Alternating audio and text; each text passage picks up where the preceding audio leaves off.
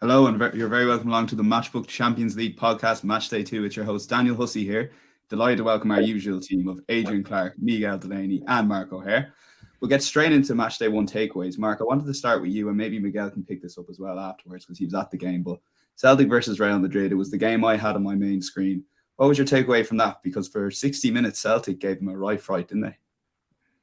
Yeah, absolutely. And I think the takeaway must be Celtic has to be fancying their chances of playing European football next year, whether that's in the Champions League knockouts or the Europa League. I think they carved out more than enough opportunities in that opening hour really to get on the score sheet, and it's all ifs and buts in this game, obviously. But if they convert one of those opportunities, who knows what might have happened really. And unfortunately, they tired. Madrid took control in that last half hour and showed their class and experience. But I think Ange Postecoglou must be really satisfied with his team's efforts. It was a really good week considering the performance they put in against Rangers beforehand.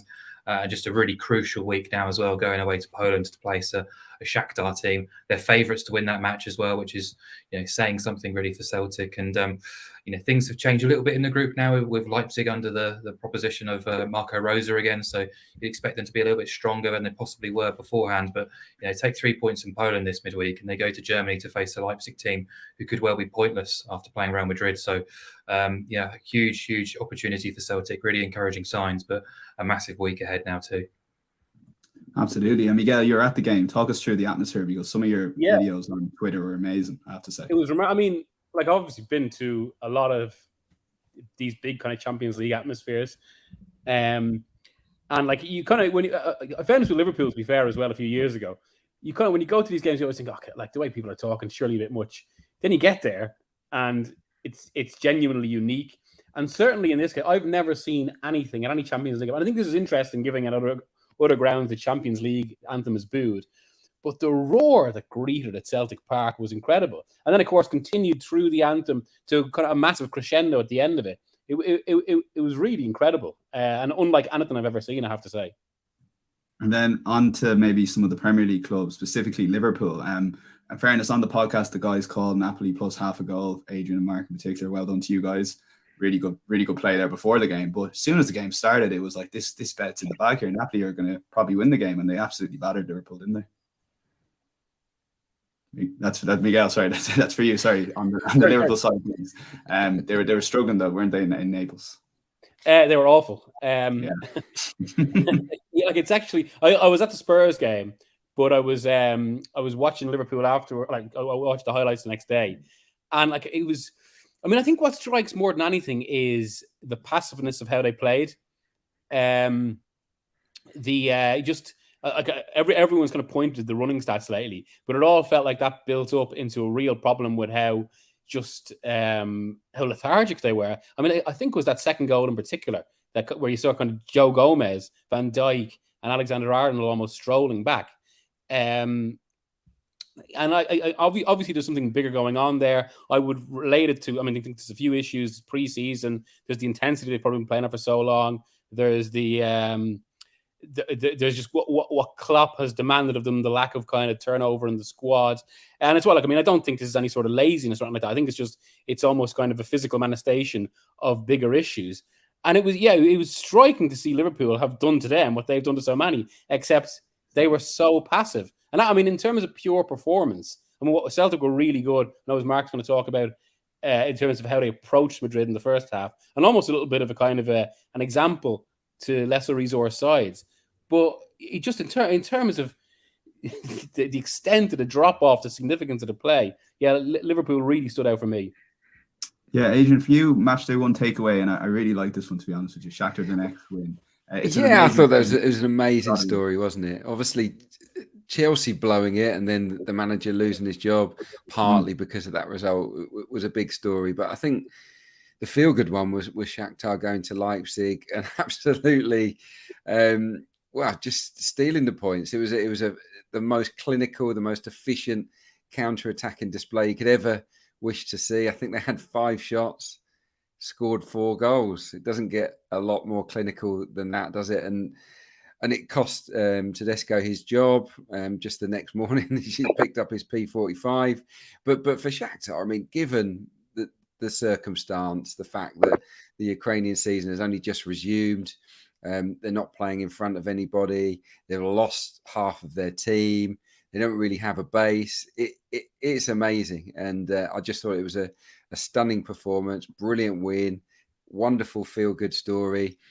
And in Mudryk, I know it's a player that's been talked about a lot in recent times, particularly around the transfer window. They have got a real talent there, haven't they? He looks tailor-made to be destructive on those counter-attacks. Great goal and a couple of lovely assists as well. So yeah, the noise around him is going to continue, I think, and it could be quite deafening by the time we get around to January. And one thing to mention on the Matchday 1 best bets, Adrian, Mark, you got it up with Man City and under 4.5 goals. 4-0 win there. I thought it was cruising home at 3-0 till I got the live score notification of the fourth. So I had to stream the last couple of minutes to make sure that got home. And Miguel, we won't spend too long on this, but absolutely heartbreaking stuff to have the VAR goal disallowed and then to finally get the winner, concede the penalty, and then Porto to Atletico to still win it 2-1, but we had under 2.5. But look, it was a really solid start in the betting wise. Some great shouts in there like Napoli, as you mentioned. But Matchday 2, we've got some unbelievable ties again. We've got Bayern versus Barcelona we're going to cover. Liverpool, Ajax, Man City, Dortmund, and Rangers, Napoli are our 4 games. And if you are watching us on YouTube, do like this video, subscribe to get more betting content from ourselves, and insights.matchbook.com will have full bet recaps and post recording from Adrian, Mark, and Miguel. So we go on to our first game here. It's Bayern versus Barcelona. There was no place we could start with. This is the main game of the week, and particularly given the side's weekend's performance. But let's take a look at the betting as we have it on matchbook.com. We got Bayern at 1.87, Barcelona at 4.0. That's big enough price. Draws 4.5. The Asian handicap we have at Barcelona getting a 3/4 goal start at 1.9, and the total is 3.5. There's a high total. Slightly shade towards the under at 1.95. Miguel, we'll go to you for this because I know you really, really wanted to talk about this game. Bayern versus Barcelona. It's set up to be an absolutely belting game. Yeah, I'm at it tomorrow night. I really can't wait. It's an interesting kind of meeting of I think two clubs at certainly different club structures, certainly different club. I'd say club states in terms of where the team is, and it's actually. It's a very hard one to pick out, I think, just because of beside Bayern 3 draws in a row in the Bundesliga. Barcelona, who it seems actually, I must say, maybe against some of my own predictions, it's come together quite quickly for them in terms of how this team is gelled. But I suppose, and particularly around Robert Lewandowski, who's been superb. But I suppose there is a bit of a difference in terms of kind of the stakes of a Champions League night, Bayern's response to such nights, and I do find this extremely difficult to call. And I was looking around at kind of some of the potential bets, some of the issues, and I actually think that far from being difficult to call, I think it's difficult to split them, and it's why I've gone for a draw, which I think I can see this being one of those classic kind of early group stage declarations almost. And actually, one thing that came to mind, or one example, was when both these two clubs were drawn together in a very famous group in 98-99 with Manchester United, which was a start to that group pockmarked by draws. Now, actually, ironically, it was a Bayern win that actually kind of split the group open, a Bayern win over Barcelona. But because of that dynamic, because of where the two teams are, because I expect a Bayern response, and because I think there'll be a bit of an edge as well over Lewandowski, I think this will be a draw. I'm tempted to go a high-scoring draw, but wouldn't go that far. Not confident in that regard. 4.5, 7-2 in all money terms. That's a big price. Marco here, we mentioned the goal line being very high at 3.5. So I'm very fascinated to hear your angle here into that goal line. Yeah, well, I'm happy to go overs on the goal line. I think this is the standout game of the group, of the whole competition, potentially too. I think when the draw was made, I thought Bayern would saunter through this group. In fairness, I thought it was pretty unbalanced. But as Miguel says, Barcelona have been clicked into gear much quicker than I anticipated. And I know these two teams were poles apart last year, but Bayern went into this game against Barcelona last year with nothing left to play for on Matchday 6 and went off at 1.67. That's with nothing to play for. So the current price of 1.87, it's winking at me a little bit, but I'm just wary of Barcelona's improvement, shall we say. But Bayern at home in the Champions League at the group stage have been just utterly ridiculous now. Go over the last 12 seasons, their record at home is 35 wins, 1 draw and 1 defeat in the group stage at home, which is ridiculous. The 1 defeat was a dead rubber against Man City. The draw was against Ajax in 2018. But what's putting me off, Miguel sort of touched on it there, the recent performances. I think the Gladbach one was unfortunate because they could and should have won that. Jan Sommer was Superman really between the sticks. But the last 2 games, a tricky one admittedly away at Union, but they admitted themselves they weren't good enough and didn't deserve to win that game. And a match on Saturday against Stuttgart where they put a strong team out and just didn't happen for them really, going forward or defensively really. And domestically now it's the worst start in 12 years, which is quite surprising because they started like a train. But I guess the positive from a Bayern perspective is their ability to rise to the occasion. We saw that at San Siro on Matchday 1, 21 shots, 11 on target and over 2.5 expected goals. And if they do put in a 9 out of 10 performance against Barca, I think they'll be difficult to contain. But yeah, Barca, I mean, performances of Sevilla and Real Sociedad really stick out. I know Sevilla aren't the team, but they once were. But Lewandowski is a serious ace card in these kind of environments. And I just think they can provide a real danger to Bayern and Munich. So I just think defensively, both teams, that's where the vulnerabilities are at. De Ligt had a horrendous game on Saturday. Upamecano's not really settled since he made his move. Davies can be caught out in transitions. Kimmich has looked a little bit exposed without Goretzka being 100% this season. And we know Nagelsmann is very much a front foot coach as well. And Barca, Xavi just doesn't seem to be playing what I believe to be possibly the best defence, square pegs in round holes. You know, Koundé is starting more at right back than centre half. Araujo is often sort of partnered alongside Eric Garcia, and Garcia is not good enough for Barcelona. So fullbacks and centre half, there's issues really against elite attacks, and Sergi Busquets, despite being a wonderful sort of technician, isn't getting any quite quicker of his turning circles at 34, so he can be got at if pressed as well. So I guess this is more of an interest bet for me rather than a serious bet, but if I had to get involved, I just back the over 3.5. I'm surprised it's bigger than a lot of other games we're going to talk about, actually, the over 3.5 goals price. I just think it's going to be exciting, it's going to be entertaining. So as a neutral, just sit back, enjoy it, don't have to cheer on either team, just cheer on the goals, because there's so much attacking talent on both teams, and I think both teams' weaknesses are definitely at the back. So yeah, goals for me. Interesting play there. Now, Adrian, over to you. Bayern and over 1.5 goals is standing out. You're kind of combining the goals angle here, but you do fancy Bayern to come through ultimately. Yeah, I'm a little bit scared by the 3.5 goal line. That's all that is really. I do think that this screams attack from both sides. But it is the numbers that Mark just talked about, 35 wins out of 37 home matches in the group stage. It's hard to look past that number. And I know that's historical, but it shows how confident they are, how consistent Bayern Munich are on their own patch at this stage of the competition. And I do look at both teams, and I think they've been impressive. Barcelona, very good, I think, so far, and they've got depth, just as Bayern Munich have. I just think if Bayern Munich put their mind to something, and they usually do in the Champions League, then they are a stronger all-round team than Barcelona, particularly at the back. Even though they're not in good form at the back, they showed with the clean sheet against Inter that they're capable, and I would back their back four over Barcelona's at this stage in an elite match, in a match of this magnitude. So I would have to lean towards the home win here, but absolutely you'd have to see goals. You've got strength from the bench as well, haven't you, in the second half if things aren't going great. A lot of it would depend on Lewandowski, won't it, and how he reacts to the hostility, the environment. It's going to be fascinating, isn't it? I would have thought that Bayern Munich will try and make it hellish for Barcelona and for Lewandowski. They're the ones that lost their key asset, and there will be a real steely determination, I would imagine, on their part to really get stuck into Barcelona and to wipe the floor with them. I don't think they will, because Barca are in such good form. Lewandowski's a brilliant player. Dembele maybe in the form of his life at the moment on the right wing, been absolutely fantastic. So yeah, it's a great match in prospect. I'll definitely be watching this one, no doubt about it. I think there'll be goals, as Mark says, but I would have to lean to the home win. Just for the reasons I've outlined. Yeah, some great cases there. Like, it's one of those games you can see a lot of results. So I am going to put in Mark's over 3.5 goals to the bet, because I don't know, there's a bit of excitement before a game. And Mark, you spoke about this in our Match with Meats episode. You want to be back in the overs, don't you, ultimately?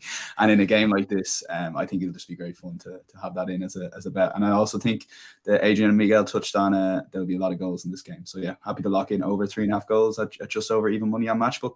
We'll move on to our second game, which is Liverpool at home to Ajax. This is ultimately a crucial game for Liverpool, not just in the Champions League, but the way their Premier League season's going at the moment. Liverpool are currently 1.59, Ajax 5.8. That's a big price. It's in a draw 5.0. We move on to the Asian handicap line. Ajax getting a 1-goal start at 2.06, and the goals total we have currently is 3.5 again, slightly shaded towards the under. So, Mark, we'll stick with you. This another high goals line here. But what's your bet and play for this game? And it's obviously a huge game for Jurgen Klopp's side, isn't it? Yeah, I mean, they've had to stew now for a week, really, after the shocking performance in Napoli, really. And I think what's become quite surprising to me, really, is a kind of a long-running theme now about Liverpool making dreadful starts to games. They've scored the first goal in just one of the last 14 matches. And if you're going to do that continuously, you're going to eventually be playing catch-up too often, and you just can't keep doing that. So they have to make a strong start here. I do think a little bit of perspective is required. Some of it has been really kind of OTT, really. It is only sort of match day 1 down in the Champions League. We're barely into mid-September, and their bench in Naples had Thiago, Darwin and Jota as well. Artur got some game time. Matip came on. Konate and Henderson are due back after the international break. So they're going to be a lot stronger. They will be a lot better for it in a couple of weeks. But even this week alone, they're going to be stronger than they were last week. And I think the rest, and the fact that they haven't played for a week means that they are going to be absolutely gunning to sort of right those wrongs, really. So I'd never sort of discount Liverpool sort of turning things around. They were dead and buried in the Premier League last Christmas, and they were capable of sort of bringing City right to the final day of the season. So, yes, defensively, they've been very, very soft, and that is an issue. They've lost control and dominance of the midfield area, which is an issue. And they've been far from clinical in the final third, despite dominating all the sort of domestic attacking metrics in the Premier League. And that's not all down to the Bournemouth match either. They've been pretty good at creating opportunities. It's just putting them away. So, Matip, I expect to start. Darwin could do too. Thiago could do as well. Suddenly, that Liverpool team doesn't look a million miles away from the first 11. I think they'll be desperate to make an impression. We talk about sort of the famous nights at Anfield, and I just wonder whether, a bit of a stereotype, but whether that sort of the fact they've not played since the Naples game and that sort of being back at Anfield now, right, a chance to put things right. Could things kind of engulf and come together and sort of swallow Ajax up a little bit? Because, they were absolutely flawless on matchday 1 against Rangers. But, talk about being outclassed. Rangers were just nowhere near good enough for that match. Barely got a kick in the first half. It was absolutely shocking stuff, really. And, I think we could probably learn a bit more about Rangers, really, than Ajax being very good. And I still think this is more of a barometer of where this Ajax team are at, rather than what we saw against Rangers, considering all the changes that were made during the summer. So, price-wise, Liverpool are 1.59. They are 1.33 for the game at home to Wolves at the weekend, which was postponed. There's similar prices at home to Crystal Palace and Newcastle. Last season, when they played Tottenham, they were 1.47 towards the end of the season at home. Obviously, they're in a completely different place right now, but either the market is really rating Ajax or has doubts over this Liverpool team. And I think I'm somewhere in between, in fairness. So I'd quite happily back Liverpool in this game. I think they're being slightly overpriced. And I disagree with the goal line. I think the goal line of 3.5, it's a shorter price than the Barca Bayern game. I'm not really buying into that. So just to squeeze a bit more out of the Liverpool price, you can chuck in under 4.5 goals in it at 2.38. You basically got 6 of the top 8 correct score favourites on your side then. And I was also quite interested in the 2.22 on Liverpool half-time, full-time. I might be misguided. I might be barking up the wrong tree here, but I'm just backing Liverpool to come out of the traps really strong and put in a much better performance with a team which is much closer to their first 11 that we've seen recently, or at least this season. Interesting play. Miguel, you're in agreement with that on the Liverpool side of things, that they will respond here at home to Ajax. Yeah, and I also agree kind of more generally as well in terms of, I suppose it's been something I'm thinking about a fair bit this season, actually, I have to say, and maybe this is a reflection on me and my peers in the media as well, in how just how all-encompassing a crisis can seem, only for 2 or 3 weeks later things to settle down. And this is something we discussed in the show before about how when a team has 3 or 4 bad results in a row, as you're talking about Leicester, and again, it didn't actually happen, you can get kind of drawn in thinking, well, they're never going to win a game again. And it's the exact same as Mark was saying with Liverpool there. I mean, really, what was it? It's only a year and a half ago. We already had a lot of the same talk about him potentially getting into a Dortmund 2014-15 situation. And then what actually happened was he responded with one of his best ever seasons at Liverpool, where they were going for quadruple. Granted, lost out narrowly in the end while winning 2 trophies. And similarly, I must say, I still think this run, as bad as it looked, just touching on some of the same elements I was talking about there with the Napoli game, I think it's primarily circumstantial. I think when they get a bit of, from that regard, actually, the postponed games may actually have helped them, just because it gives, I mean, put bluntly, it gives them time on a training pitch with the players. And I think out of all that, there'll be a response. And I think quite comfortable response in that regard. And Ajax as well. I mean, they were a little bit difficult to judge against Rangers, I think, just because of how poor Rangers were. Also, the fact they were at home, and it was Rangers' first big game in the Champions League for some time. And I would just expect Liverpool to assert their superiority here, if again in a kind of a controlled way. Yeah, Adrian, over to you now to make the case. I feel like the lads are ganging up on you here a small bit. And you patiently not at all. I'm not putting a pound of my money on this Liverpool team at the moment. I'm sorry, I'm not putting 50p on them. I just couldn't because of what I see. The poor defending, the attitude. You've got to say, the body language on some of those Liverpool players in that first half was as bad as I've seen from any elite player for a long, long time. It was appalling.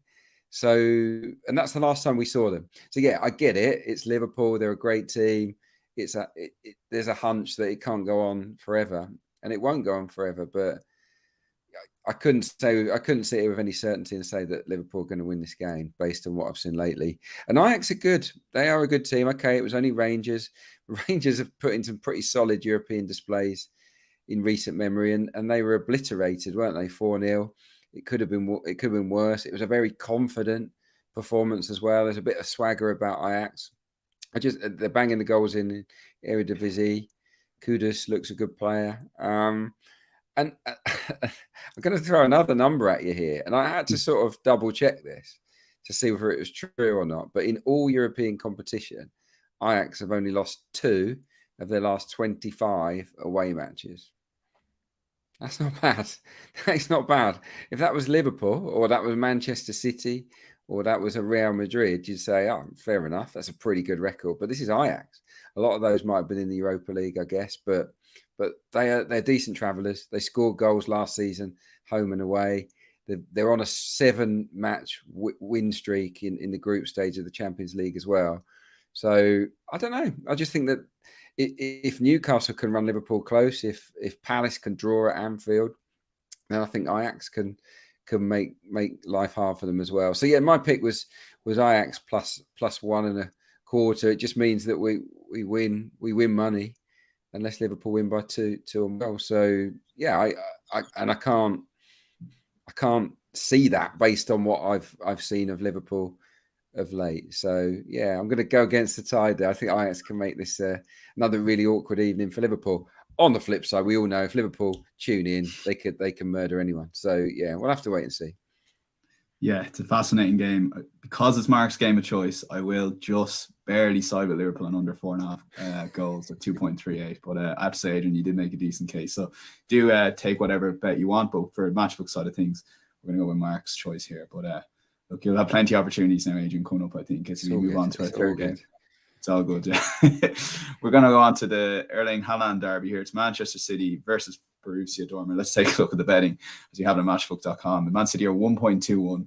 Borussia Dortmund are 17.0. That's 16 to 1 to win away at the Etihad. A draw is available at 8 to 8.4. The Asian handicap line is 2. Borussia Dortmund get a 2-goal head start at 2.08. And currently we have the goal line again at 3.5 goals. This time it's slightly shaded towards the over, so that'll give you an idea. Adrian, this is your game of choice, Manchester City versus Dortmund. I see you've shied away a bit from Man City and under 4.5 goals at this point. I think maybe last week's sweat could have been the final straw there, perhaps. Yeah. Look, it does. It's another match that screams goals, isn't it? I think. Yeah, Dortmund are capable of scoring goals. Manchester City almost always score goals. They've got the best striker around, haven't they? We've just been talking about Lewandowski, but Erling Haaland he's going stride for stride with him, isn't he? In terms of the goals. So, yeah, how will he react? I think being at home will help, and I think he'll thrive on the experience of going up against Dortmund. Obviously, Man City are on a long unbeaten sort of run in the Champions League group stage at home. Well, not unbeaten. I think they've won 18 of 20. So they're very, very strong in this kind of match. They're nicely rested, as we've just been talking about with Liverpool. And you just got to look at the recent record that the Etihad. The last 11 home games in all competitions, they've scored at least 2. Normally they've gone 3, 4, 5, sometimes 6. They've never. It's going back to April, I think it was. That was the last time they scored less than 2 goals in a home game. So it's going to be pretty difficult, I think, for Dortmund here. Can they make up the handicap? I think they can. I do. I think obviously that there are limitations with what you can back in this game because Man City is so overwhelming in terms of the favoritism. So you're looking at something unusual, and I'm just going to back them to overcome a two goal deficit. I don't think Dortmund have been disastrous this season, but they did lose, didn't they? 3-0 at the weekend to Leipzig. Obviously, rejuvenated Leipzig with the new manager, but yeah, they haven't got a great record traveling as well. Dortmund in the Champions League, they've won 7 and lost 10 of their last 17 road trips. So no draws in there. They either win or they lose. But lost 10 of their last 17 on the road. They're highly likely, I think, to lose to Manchester City. It's just a matter of can City overcome that deficit. Obviously, we get our money back if they do win by 2. So yeah, I'm confident on this one. I think that they're clearly the superior team, Manchester City, and should win with something to spare. Yeah, Miguel, you're in full agreement here, but you're pairing Man City in over 3.5 goals. Yeah, I think it'll be an open game. I completely agree with Adrian there in terms of Dortmund. I mean, in the same way he's not putting money on Liverpool, I just wouldn't put money on Dortmund in anything at the moment. They're so unreliable. They've been reliable actually for a fair few years now, which is almost perfectly articulated. Where anytime they've had the chance to actually make ground up in Bayern, they almost, without fail, struggle to do so. And I think this will be much. It's interesting in terms of this. I suppose it's maybe direction of how the seasons have been going as well. Like usually before a game like this, we'd have a lot of fanfare about Haaland playing his old team, whereas there's none of that. It doesn't mean that much. I think it's the sort of game where actually Haaland could really enjoy. He knows this defense well, which I think will come across in his instincts, given we're talking about one of the players with probably the best off the ball movement in the game, that brings him so many goals. So I think that's going to help. And then the second part, given how Dortmund generally play, it actually feeds into the other side of how Haaland scores his goals, which is those through balls on the break. I haven't gone too far over because I think Dortmund probably have enough quality to at least give City some problems at the other end that kind of maybe pegs them back a little. But yeah, I go for a comfortable City win and over 2.5 goals, which is relatively conservative in that regard. But also I think because some of that is also influenced by how early it is in the group stage as well. Yeah, Mark, I'm fascinated on your bet here. So it's any other home win. Do you want to maybe explain some of the score lines that can happen or would make this bet a winner and some not? Because this could be one that could potentially be a big price. Yeah, I mean, Adrian touched on it. It's very difficult to make this game pay. Over 3.5 goals is odds on. The handicap set at flat 2. And I agree that the safest solution probably is to back City -2 at 1.86. But yeah, I just thought, City to win and over 3.5 goals is currently 2.1.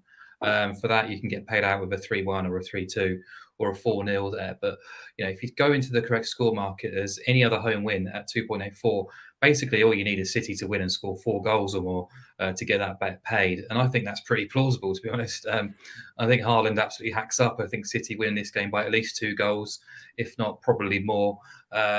Similarly to Miguel, I've got massive trust issues with Dortmund ever since Thomas Tuchel left. started to get slightly on board with Edin Terzic this season. And then the weekend, they go and chuck in a complete no-show at Leipzig, and Schotterbeck switches off at a corner for 1-0. Bellingham gives the ball away, which leads to 2-0. Brandt and Royce, who've been very good, were just completely bullied out of the game. And Anthony Modeste showed his limitations, really, as a striker of his poor first touch, really. And that was the first game Dortmund failed to have a shot on target in the Bundesliga since 2019. And, I think it's pretty damning, really, to try and have to turn that performance around at the Etihad when Adeyemi, Marlon and Hazard are all still rated major doubts. Gio Reyna did make a good impression off the bench, but this is a Dortmund team which is struggling with injuries at the minute. And I just think, you're meeting City off a week really rested after just demolishing Sevilla and Seville. It's going to be tricky. The likes of Ake, Stones and Walker are all expected to be back in the fold as well. So City will be stronger than a week ago. And they're at home. So, yeah, I can see City scoring 4 goals at least here. I would not be surprised. Again, kind of just taking a similar approach to what I did with Dortmund, with Bayern and Barca. This is just kind of more of an interest play, just at the price to cheer on. You can see City absolutely battering them if they fancy it this midweek. They've got Wolves at the weekend away, which I guess is a potential tricky one. But I don't expect them to sort of relent until sort of at least an hour mark if the game's not won. Absolutely. And if you're bringing off Haaland, you're bringing on Alvarez, so there's still firepower in that City attack. I actually love Mark's play at that 2.76, any other home win, but I will be siding with Adrian in the safe play at minus 2 goals on the Asian handicap at about 1.86 currently on Matchbook. So you've got your equalizer there, Adrian. I'm sure you're over the moon with that one. But we'll move on to Miguel's choice of game here. The final game we'll be previewing in full. And this is a massive game in Ibrox. Obviously, it's been moved given the circumstances currently. But let's take a look at the betting. Rangers are 4.5 at home to Napoli, who are 1.83 shot in 90 minutes. The draw available at 3.95. The Asian handicap, Rangers are getting a 3/4 of a goal head start at 1.89. And the total goal line is a lower one now than the rest of the games at 2.5, shaded towards the over at 1.84. Miguel, this is a fascinating game. We've touched on a lot of Rangers already and how awful they were really against Ajax, almost a no-show they've thrown in. They obviously lost to Celtic prior to the weekend. They've had the weekend off, so this is a huge game for Gio van Bronckhorst and his side here. Yeah, I think one of the reasons I've picked it as well is more, as much as anything, about the occasion it is going to be one of the biggest in Europe this week, purely because Rangers haven't been in the Champions League for 11 years now, and this is their first home game back. I suppose it's people might point to the context as well, given when it's happening in as regards real world events, and also, of course, the general affinity towards the Queen among Rangers support, which is going to probably deepen the emotion of the occasion. It's one reason the game has been moved. I think so. It'll be, obviously it's different to Celtic, and Celtic would be very, very insistent on pointing that out. But the atmosphere is going to be it's going to be something to watch and something to feel in a different way. That will be a challenge for Napoli. But on the other side of that, it does feel like it's going to be similar to Celtic. In fact, I was actually tempted to suggest halftime draw, full-time Napoli. But just given how Napoli started against Liverpool, that's the one reason I would go against that. And I just think it's going to be a similar sort of game, which Rangers going to bring all sorts of emotion, all sorts of application to it.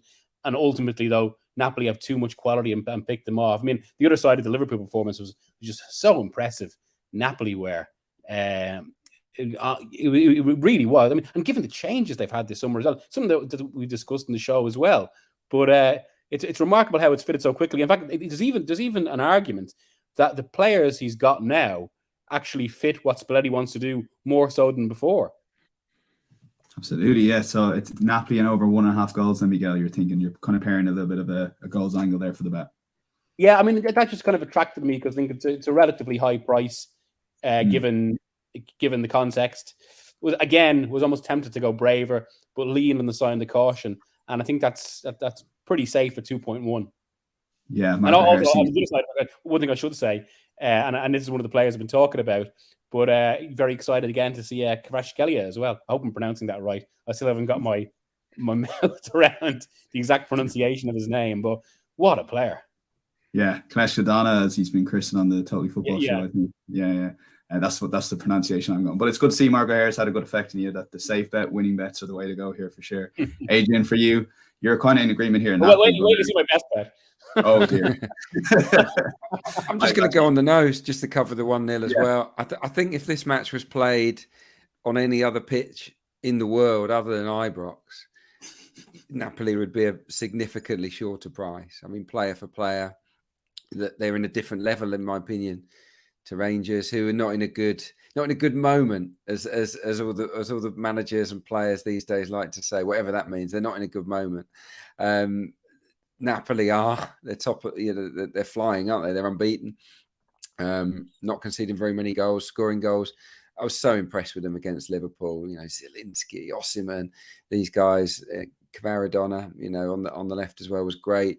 So yeah, they're just a really good team that are flying at the moment, and I think they can handle the Ibrox atmosphere, and I think that they can win this game and just kill the vibe, pretty early on with a professional away day performance. That's how I'd see it. They rested a lot of players as well at the weekend. They beat Spezia, I think it was, in Serie A. It was 1-0, but half of the team, most of the key players, sat that one out, so they'll be ready to go again at Ibrox. And I think it's a very backable price. Obviously, it is odds on, but yeah, 1.83 is still interesting.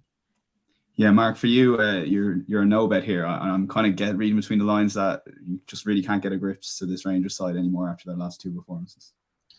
Yeah, it's chucked me a little bit, really. But, I don't want to repeat the same things as Miguel, but a lot of the same sort of notes here about...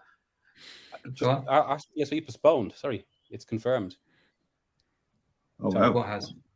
Arsenal PSV is postponed. Oh, right. This game was postponed. Yeah, I mean, it's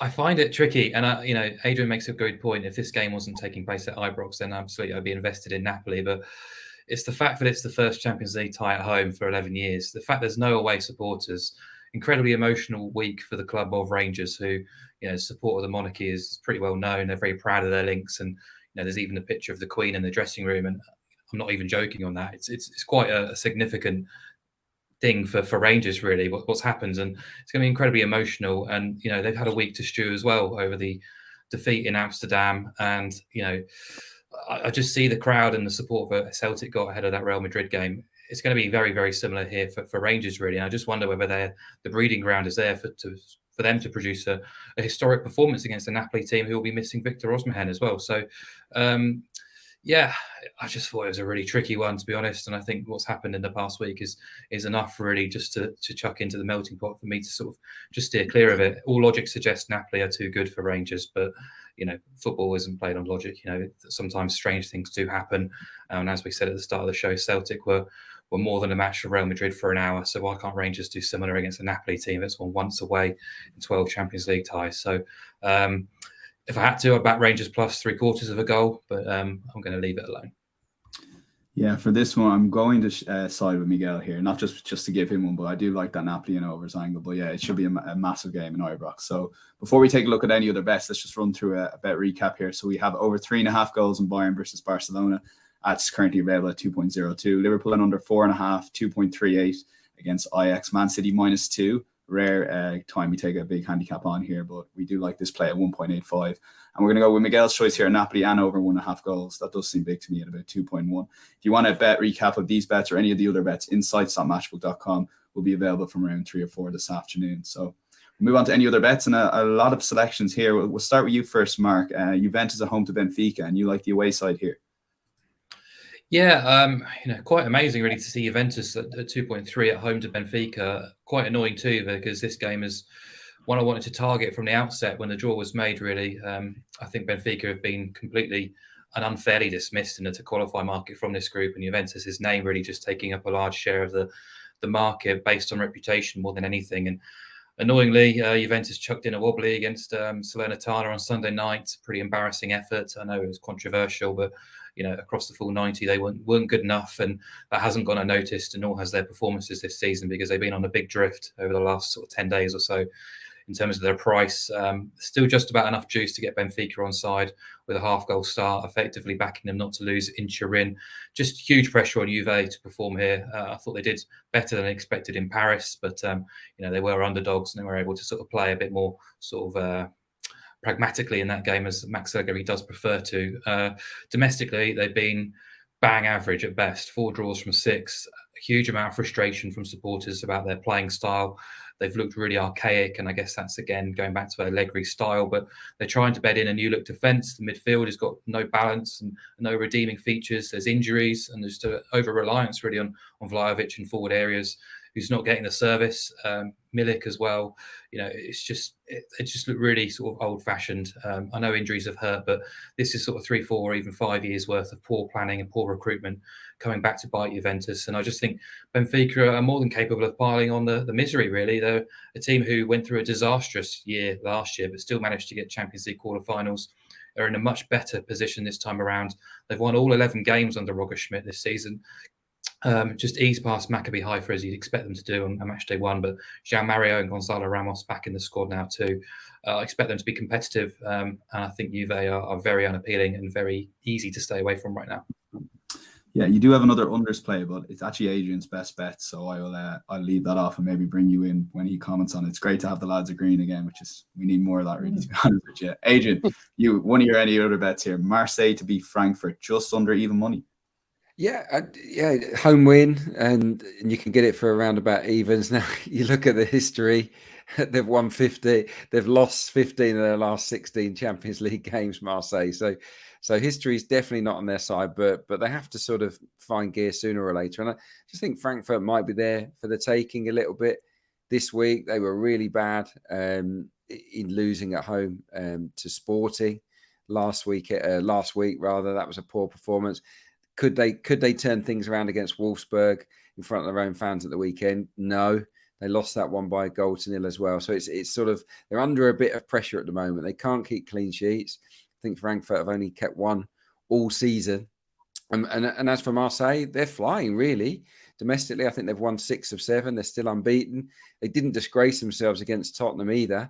I thought they were pretty competitive in the game, considering they had 10 men for so long as well. That was not a win for them, losing 2-0, but it certainly wasn't a confidence knocker. I think they'll now believe that they can be competitive in the group. And of course, Alexis Sanchez, I think will be back for this one as well. So that's a boost for them because he's been in good nick. The Stade Velodrome is a pretty intimidating place to play as well. So chuck it all into the mix. I think Marseille on form against an out of sorts Frankfurt are more than capable of finally getting a Champions League win this week. Interesting. Miguel, we'll go over to you. So you've any other bet here, and it kind of ties into your best bet if you want to maybe continue that on. But to start with, under 2.5 goals is your solid play here, Leverkusen versus Atletico Madrid. Yeah, there was a few I was going to go with here. But Atletico are one of those sides, and maybe this is why I've gone for them before. And let's not forget, we was narrowly lost out last week, agonizingly, really. I was disgusted as I sat in I think it was Spurs Stadium at the time, watching it come through. But again, Atletico it feels relatively easy to make predictions on, just because there are such defined patterns over a long time in the Champions League, and especially given Simeone. I mean, the players change, but the approach doesn't.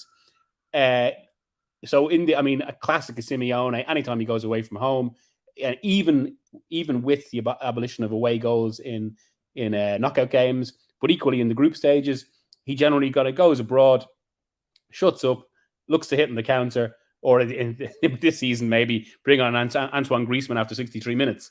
So I think that's one side of it. The other side of it, we've obviously got a struggling Leverkusen. They have got 8 goals in 6 games, which actually makes them among. Certainly, it's not among the lowest scorers in the Bundesliga, but it's not exactly the sort of figures where you would think, or the sort of play that's produced those figures that you would think they would cause this Atletico defense too many problems. So it's why I think under 2.5 goals, and I would almost be tempted to say a 1-0 Atletico win or a 0-0 just feels like a good bet there. It's at 1.93, and again feels as safe as I was about to say the current Atletico defense. Maybe the one with Diego Godin a few years ago. Yeah, and we'll go on to your best bet in just a sec. But before we take a look at the best bets, we'll just tell you a little bit of your the news or the current sign-up offer we have with Matchbook. It's a £30 welcome offer, money back as a free bet.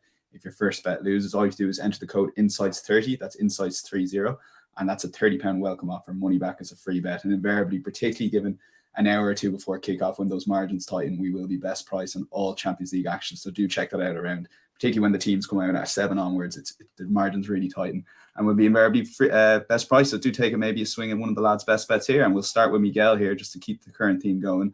And it's Atletico Madrid. So I like this, Miguel. You've gone for it on this one. You're going to stick to your guns of what you think is going to happen, and you're down to play it around the 2 mark. Given that, and given the kind of the price on, say, under 2.5 is relatively low, when I saw that 3.4 for an Atletico clean sheet, I couldn't believe it.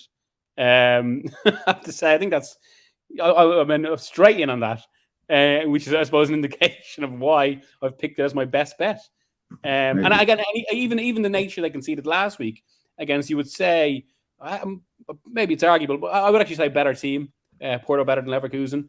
The nature of they conceded last week was very fortuitous, dependent on kind of late events, and just given where Leverkusen are, I think it's just it's so obvious. Yeah, Mark, we'll go to you on this one. So you found a more for those that want to maybe like back a bet in this game. You've gone for a 1.86 shot here in favouring Atletico Madrid in the draw no bet market. Yeah, I mean, Miguel's already set things up quite nicely for me, really. But I think Leverkusen haven't been quite as bad as potentially the results suggest. But ultimately, they have only won once across all competitions this season. That also includes an embarrassing defeat in the Pokal at the start of the season to a lower league opposition. Lost 1-0 at Club Brugge on Matchday 1 as well. Failed to win at Hertha on Saturday. You know, they have come out and issued their support for Gerardo Sabane, but negative variance is really sort of working against them right now, and they need to pull out a performance from somewhere. But I just think the group dynamics now are going to work against Leverkusen because their style and also the situation that they're in after losing that first day game, they tend to be pretty front foot anyway. They have to go out and try and get something from this match, and that should, in theory, play into Atletico's hands, who, as we know, like to play counter-attacking football. Under Simeone, they're going to go there and try and dog things out. They've already got 3 points on the board, so why would they going to be adventurous away in Germany? They're going to at least protect the point they got first, and then try and make their pressure count on the counter attack or from set pieces. And look, Atleti have been pretty clinical and efficient in the last couple of matches. They won 4-1 against Celta on Saturday night. I watched the game. They weren't anything special. They scored with all 4 shots on target. And I think they generated under 0.8 XG, which kind of goes to say something, really. And against Porto, they failed to have a shot inside the penalty area until stoppage time, really. So, I mean, Atleti have the ability from the bench with Antoine Griezmann routinely coming off the bench for the last half hour. And I think they do have enough X factor in that team to nick a goal. They're strong enough defensively, playing a back five. I know there's no Jimenez and no Savage, but they do have a back five at the minute, and they've looked relatively resilient so far too. But I just think the dynamics of this game favour Simeone and Atletico much more than they do Leverkusen right now, who really need to sort of get some points on the board, and that will play into Atleti's hands. So yeah, there's 2 ways you can go about it with the best bet. So Atletico Madrid draw no bet, which will be available on Matchbook at -0.0. It's 1.86. And Miguel, I've just been informed your bet is 3.55 Atletico clean sheet on Matchbook betting exchange. 3-0 Leverkusen. That's what's going to happen. Adrian, your best bet. It's an unders play in Porto versus Bruges, and I kind of spoiled it early in the sense that Mark O'Hare is fully on board, although slightly more cautious approach. But yeah, tell us a little bit about this bet. Oh, that's good to know. Good to know that Mark's on board. Yeah, I just see this as being a pretty dull encounter. Things to factor in. I mean, Bruges did beat Leverkusen 1-0, but the XG was 0.49. They created very, very little in that game. I think at this level, Club Brugge are going to struggle to score and create goals. And I think Porto should feel fairly confident they can keep them at bay, either a clean sheet or just the 1 goal against. As for Porto, the worry here is that they'll win handsomely on home turf against a weak Brugge team, but I don't know about that. They've got their star striker suspended, haven't they? Mehdi Taremi, who got sent off in the game at Atletico that Miguel wants to forget forever. He got sent off late on. Was it for diving, a second yellow? And he's out. So he's their main man. It puts a little bit more pressure on Evan Nielsen up front. Their midfielders really were the ones that had the better chances in that game anyway. Can they step up and deliver? I think they probably can to a degree, but are they going to blow the opposition away? I'm not quite feeling that. Some of the stats are amazing as well. 6 of Porto's last 16 Champions League goals have been penalties, so they've not exactly been full of goals. And this is really, really interesting. Since the start of last season, Porto have scored 5 goals in the Champions League, despite having an expected goals tally of 10. So they're in effect they're the Brighton of the Champions League, FC Porto. They should be scoring loads of goals, but they keep spurning the opportunities. And I can probably see that kind of thing happening in this one as well. And the little quirk, and this is another great stat, the last 4 goals they've conceded Porto in the Champions League have all come in the 90th minute or after. And all of them came against Atletico Madrid, unbelievably. So you think about them, they're very used to keeping the opposition away from their own goal. They're pretty good at it, in truth, FC Porto. So yeah, I see a 1-0 win here, maybe 2-0 for Porto. So under 2 3/4 goals is my pick. Yeah, Mark, but just before we head, you're for those that want maybe go, you can go all the way up to 3.0 goals, which is what you liked, but you're in full agreement by and large with Adrian. Yeah, for all the reasons really Adrian's outlined. Otavio, one of Porto's key sort of creative lynchmen in midfield, is a major doubt as well, through injury as well. And if he is missing, which it looks likely, just kind of robs them of another creative influence, really. And I just think Sergio Conceição, he's not the kind of coach to allow his team to sort of get involved in any sort of kind of basketball style games. And I just, again, talking about group dynamics, but Brugge have got 3 points on the board. There's no need for them to go out to Porto and try and attack them and try and pick up another 3 points. They know that a point is very, very precious at this stage. So expect them to be quite pragmatic, as they pretty much were actually against Leverkusen on Matchday 1. Much more reserved than I anticipated anyway at home. But they got the points, and I think that's something worth protecting. So yeah, I wouldn't be too surprised if this game features just 1 or 2 goals, but certainly not expecting a high-scoring game, which the market is. Interesting. And Mark and Adrian agreed last week on both have gone with their best bet. So yeah, maybe that's a good sign for Matchday 2. We're done. My thanks to Miguel, to Adrian, to Mark. The guys will be back with Sully on the Weekend Football Pod on Thursday, provided we have enough games to be going ahead. But do check out insights.matchbook.com. Full recap of all the bets if you missed anything. But other than that, enjoy the football, and the guys will see you on Thursday. Take care.